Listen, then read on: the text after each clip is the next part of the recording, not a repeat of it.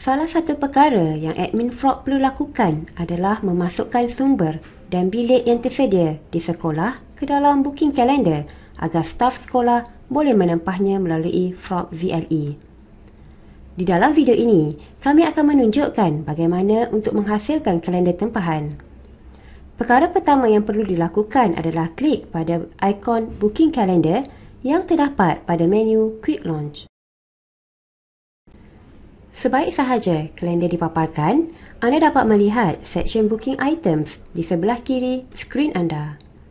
Untuk menghasilkan kalender baru, anda dikehendaki klik pada butang Add yang kelihatan di bahagian bawah seksyen booking items.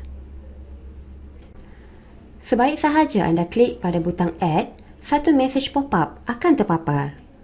Pada kotak pertama yang berlabel Booking Item Name, anda perlu memberi nama bilik atau sumber tersebut.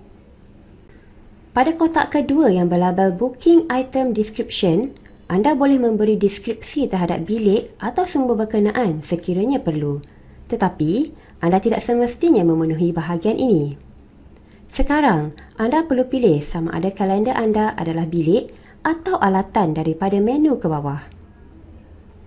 Sekiranya anda telah berpuas hati, klik butang Create Booking Item untuk menghasilkan kalender baru. Anda kini boleh melihat kalender anda di dalam Booking Item List. Kalender tersebut akan berwarna biru sekiranya anda memasukkan senarai bilik dan hijau sekiranya anda memasukkan senarai sumber. Anda kini telah menghasilkan item di dalam booking kalender. Oleh itu, staf sekolah anda boleh membuat tempahan bilik atau sumber dengan menggunakan Frog VLE. Kadangkala, anda dikehendaki untuk memadam item tempahan. Hanya admin Frog sahaja yang dapat melakukannya.